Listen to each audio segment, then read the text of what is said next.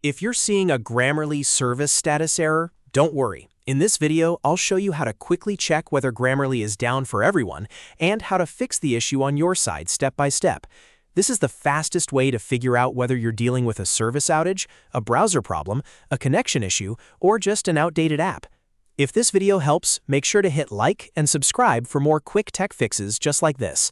First, go to the Grammarly status page and check whether there are any current system outages or service disruptions reported.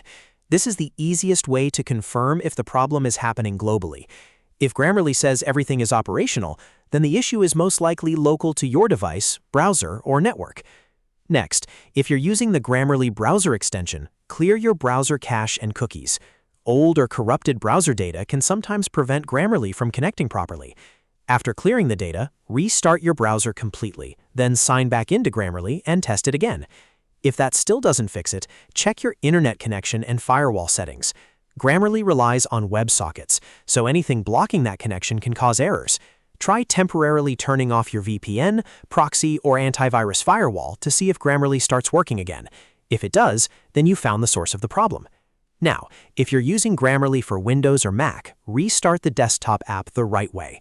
Sign out of your Grammarly account, fully quit the application so it's not still running in the background, then relaunch it and sign back in. A simple restart often clears temporary sync or connection issues. After that, make sure your Grammarly app or browser extension is fully updated. An outdated version can cause bugs, login problems, or connection errors, so check for the latest release and install any available updates.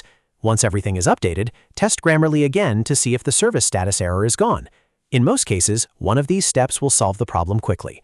So just to recap, check the Grammarly status page first. Clear browser data if you're using the extension. Test your internet and firewall settings. Restart the desktop app if you use Windows or Mac, and update Grammarly to the latest version. If this video helped you fix the issue, please give it a like and subscribe for more helpful tutorials. Thanks for watching, and I'll see you in the next one.